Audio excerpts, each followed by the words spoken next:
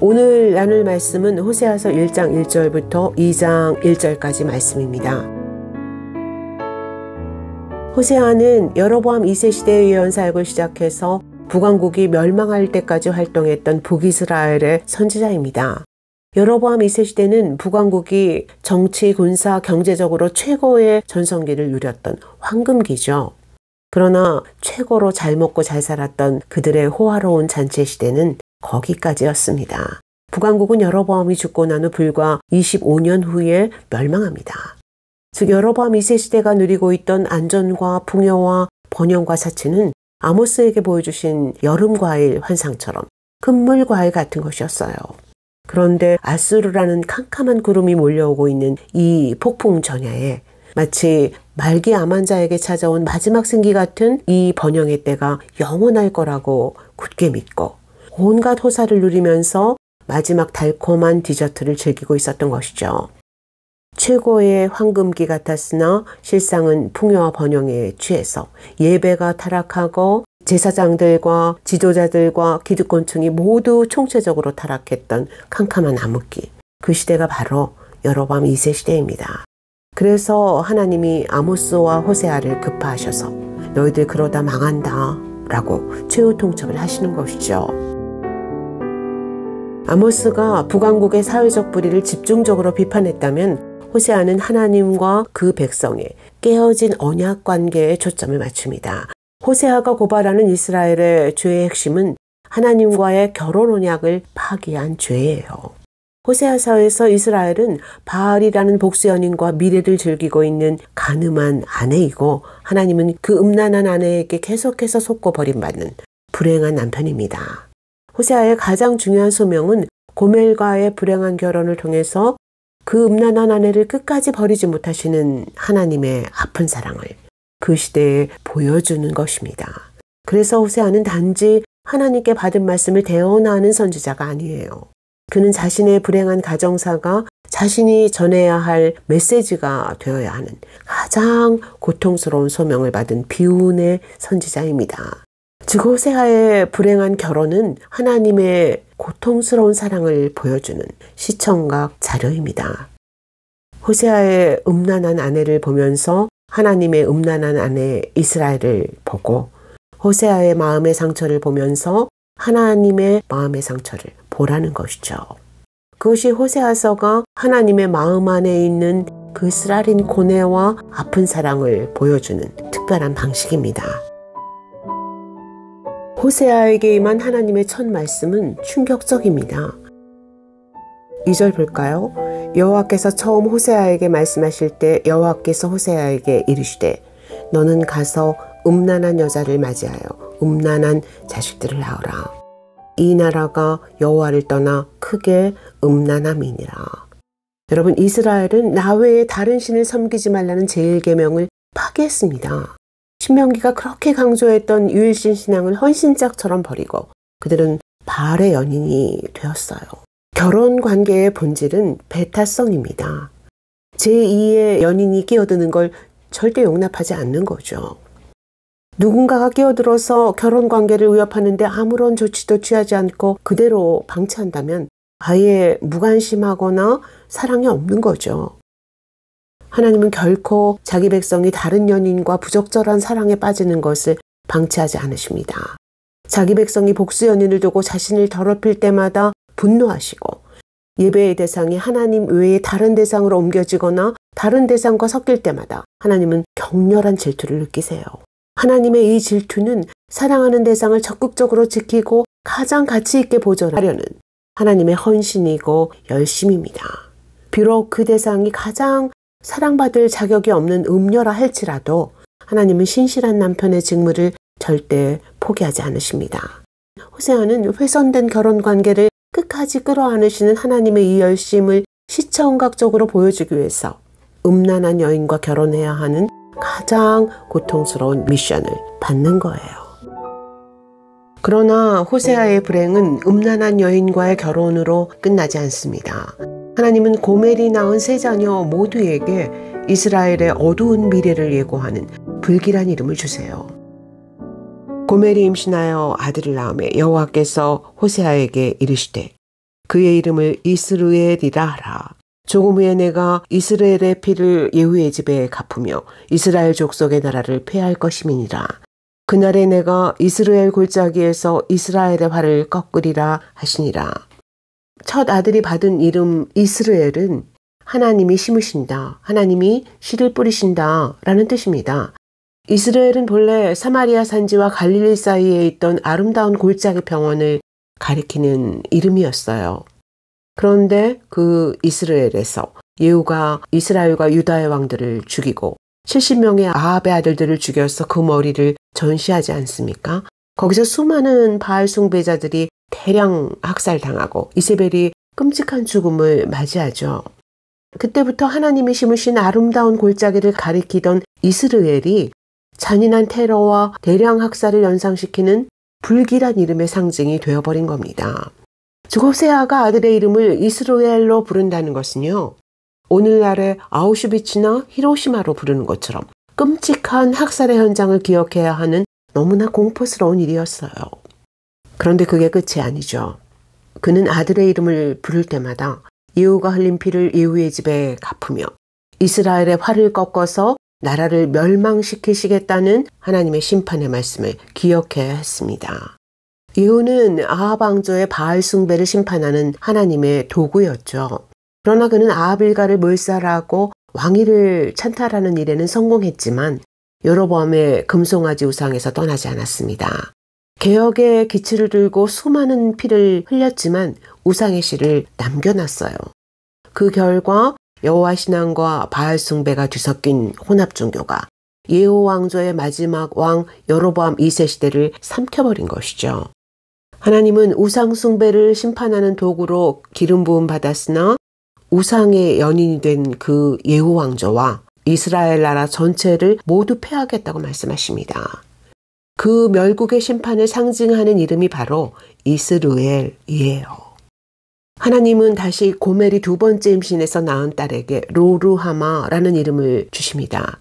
루하마는 긍휼히 여기다, 깊이 사랑하다, 자비심을 갖다 라는 뜻인데요. 여기에 부정을 나타내는 로라는 접두사가 붙어서 긍휼히 여김을 받지 못함 또는 사랑받지 못함이라는 뜻의 로루하마가 된 것이죠. 즉 로루하마는 지금까지 여호와의 따뜻한 사랑과 긍휼과 자비의 품속에서 살아온 그들에게 내가 다시는 너희 족속을 긍휼히 여기지도 사랑하지도 않을 것이다 라고 선포하시는 이름입니다. 그들에게 임할 심판이 그만큼 단호하고 두려운 것이 될 것이라는 경고죠. 그런데 그보다 더 두려운 이름은 셋째 아들의 이름이에요. 8절 9절 읽어볼까요? 고멜이 로루하마를 젖댄 후에 또 임신하여 아들을 낳음에 여호와께서 이르시되 그의 이름을 로암미라 하라. 너희는 내 백성이 아니요 나는 너희의 하나님이 되지 아니할 것임이니라. 하나님은 셋째 아들에게 내 백성이 아니다 라는 뜻의 로암미라는 이름을 주셨습니다. 세 자녀의 이름 중 가장 혹독한 심판의 의미를 담고 있는 이름이죠. 출애굽 이후에 하나님은 이스라엘을 내 백성 암미라고 부르셨어요. 너희는 모든 민족 중에서 선택받은 내 백성이고 내 소유다 라는 뜻이죠. 그렇게 애지중지했던 그들에게 이제 너희는 더 이상 내 백성도 아니고 나는 더 이상 너희 하나님이 아니야 라고 말씀하시는 겁니다. 여러분 생각해 보세요. 애굽을 탈출할 때 광야를 방황하고 가나안을 정복할 때 하나님이 그들에게 어떻게 하셨나요? 그들이 두려워할까 봐 지치고 힘들까 봐 어린 자식을 달래듯 잊지 말아라. 너희는 내 백성이고 나는 너희 하나님 여호와야. 너희는 절대 혼자가 아니야. 내가 항상 너희 곁에 있다는 것을 꼭 기억해야 돼. 그러시던 하나님이 너희는 이제 내 자식도 아니고 나는 더 이상 너희 아버지가 아니야. 그러시는 겁니다. 자식에게 가장 공포감을 주는 무서운 말씀이죠. 이 혹독한 심판의 의미를 담은 이름이 로암미예요. 여러분 모든 부모가 자기 자식에게 세상에서 가장 이쁘고 의미 있고 은혜로운 이름을 지어주려고 자식이 태어나기도 전부터 얼마나 고심합니까? 내가 지어준 자식의 이름을 부를 때마다 얼마나 뿌듯하고 행복합니까? 그런데 이 불행한 선지자는 길에서 놀고 있는 큰아들의 이름을 부를 때마다 나라가 없는 절망적 미래를 기억해야 했고 둘째 딸의 이름을 부를 때마다 하나님의 긍휼이 없는 삭막한 미래를 기억해야 했습니다. 막내 아들의 이름을 부를 때마다 아버지 하나님이 없는 공포스러운 미래를 기억해야 했어요. 세 자녀의 이름이 모두 하나님의 진노를 보여주는 시청각 교재가 되고 선지자가 선포해야 할 심판의 메시지가 된 것입니다. 한 가정의 가장으로서 그리고 아버지로서 이보다 더 고통스러운 일이 있었을까요? 그런데 왜 이런 가혹한 미션을 주신 걸까요? 호세아가 느끼는 그 날카로운 고통이 바로 하나님의 마음 안에 있는 고통이기 때문입니다. 호세아가 아픈 만큼 하나님도 아프세요. 음란한 이스라엘과 결혼해서 소망 없는 자식들을 낳고 또 낳으면서 그 이름을 불러야 하는 하나님의 아픔을 이 세상에 어떤 사람이 다 헤아릴 수 있겠습니까? 누구도 헤아릴 수 없는 그 아픔을 단 한 사람, 호세아와 나누시는 것입니다. 그런데 바로 그 다음 절에서 귀를 의심케 하는 말씀이 선포됩니다. 1장 10절부터 2장 1절까지 볼까요? 그러나 이스라엘 자손의 수가 바닷가의 모래같이 되어서 헤아릴 수도 없고 셀 수도 없을 것이며 전에 그들에게 이르기를 너희는 내 백성이 아니라 한 그곳에서 그들에게 이르기를 너희는 살아계신 하나님의 아들들이라 할 것이라. 이에 유다 자손과 이스라엘 자손이 함께 모여 한 우두머리를 세우고 그 땅에서부터 올라오리니 이스라엘의 날이 클 것이미로다. 너희 형제에게는 암미라 하고 너희 자매에게는 루하마라 하라.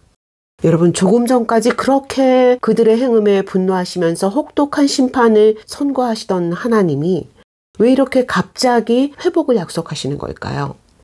너희가 만약 회개하고 내게 돌아오면 이런 통상적인 조건절 하나 없이 어떻게 방금 전에 그 단호한 심판 메시지를 순식간에 이렇게 거꾸로 뒤집으시는 걸까요? 호세아서에는 이것처럼 심판과 회복의 메시지가 아무런 논리적 근거 없이 갑자기 급격한 전환을 이루는 단락들이 종종 등장합니다. 왜 그럴까요? 여기에 심판과 사랑 사이에서 고뇌하시는 하나님의 깊은 딜레마가 있는 겁니다. 여러분, 하나님의 진노는 장난이 아닙니다. 그냥 우리를 겁주는 게 아니에요. 하나님은 죄에 대해 분노하십니다. 죄에 대해 분노하지 않으시는 하나님이 어떻게 선한 하나님이 될 수 있겠어요? 하나님의 사랑은 죄를 그냥 눈 감아주거나 덮어버리는 게 아니에요. 북왕국은 곧 멸망할 것이고 그들은 나라가 없는 서러움을 반드시 겪어야 합니다. 하나님은 그들의 나라가 아수르에 짓밟힐 때 내 백성이 아닌 것처럼 눈을 질끈 감으십니다. 그런데 마음이 아프신 거예요. 매섭게 회초리를 들어야 하는데 종아리가 너무 아플까봐, 내 자식이 아니라고 했다고 그게 끝인 줄 알고 절망할까봐 애가 타시는 겁니다. 이 애 끓는 마음 때문에 심판이 시작되기도 전에 아무 조건도 단서도 없이 회복의 소망부터 약속하시는 거예요. 나라가 망한다고 그게 끝이 아니다. 언젠가 너희 자손이 셀 수 없이 큰 민족이 될 거야. 너희에게 내 백성이 아니라고 했던 그곳에서 너희는 다시 내 백성이 될 것이고 다시 내 사랑을 받는 내 아들이 될 거야. 그러시는 겁니다. 그들은 정말 아무것도 변한 게 없는데, 사랑받을 만한 어떤 조건도 채워지지 않았는데 여전히 정죄를 받고 하나님의 존전에서 쫓겨나야 마땅한 죄인들인데 심판이 시작되기도 전에 사랑부터 애타게 고백하시는 거예요. 그것이 호세아서가 보여주는 하나님의 위대한 사랑의 역설입니다. 여러분, 우리가 아무리 사랑받을 만한 자격이 없어도, 아무리 사랑스럽지 못한 존재가 되었어도 하나님은 결코 우리를 포기하지 않으십니다. 우리가 아무리 실패하고 또 실패해도 하나님은 실패하지 않으세요. 하나님은 우리가 사랑받을 아무 자격이 없는 그곳, 우리가 실패한 그곳, 하나님을 배반하고 떠난 그 자리로 우리를 찾아오십니다. 우리가 넘어진 그곳, 버림받고 거절당한 그곳으로 찾아오셔서 우리를 다시 사랑하십니다. 우리가 두려워하는 그 이스라엘에서 우리의 절망과 공포와 외로움을 모두 끌어안으세요. 그 멈출 수 없는 사랑 때문에 결국 우리를 정죄하는 대신 아들의 목숨값을 속전으로 지불하시는 것이죠. 그 위대한 사랑의 역설 때문에 어떤 경우에도 하나님과 우리의 관계는 결코 이혼으로 끝날 수 없습니다. 하나님의 사랑을 아는 것은 지상의 낙원을 얻은 것과 같다고 합니다. 사도 요한은 하나님이 우리를 사랑하시는 사랑을 우리가 알고 믿었나니 라고 고백합니다. 여러분, 우리는 진정 우리를 사랑하시는 하나님의 사랑을 알고 믿는 사람들일까요? 그 사랑을 알기 때문에 지상의 낙원을 얻은 것처럼 행복한 사람들일까요? 그 사랑의 넓이와 높이와 깊이가 어떠함을 알기 때문에 거친 광야길을 지나면서도 두려움을 이길 수 있는 사람들일까요? 호세아 선지자는 불행한 가정사를 겪으면서 하나님의 마음 가장 깊은 곳에서 넘쳐흐르는 그분의 사랑을 알았습니다. 우리의 아픔과 불행도 하나님의 사랑을 알아가는 통로가 될 수 있을까요? 하나님이 우리를 영적 죽음이라는 잠에서 깨우시기 위해 우리 인생에 가시를 집어넣으셔도 우리는 하나님의 사랑에 감사할 수 있을까요? 하나님의 사랑을 더 깊이 알기 원합니다. 우리의 아픔을 통해서도 징계를 통해서도 하나님의 사랑을 알게 해 주옵소서. 하나님의 분노를 통해서도 하나님의 질투를 통해서도 하나님의 사랑을 알게 해 주옵소서. 심판자이신 하나님이 어떻게 구속주가 되셨는지, 어떻게 로루하마였던 우리가 루하마가 되고 로암미였던 우리가 암미가 될 수 있었는지, 그 사랑의 신비를 묵상할 때 하나님의 사랑을 더 깊이 알기 원하는 열망이 우리 마음에 부어지게 해 주옵소서. 예수 그리스도의 이름으로 기도드립니다. 아멘.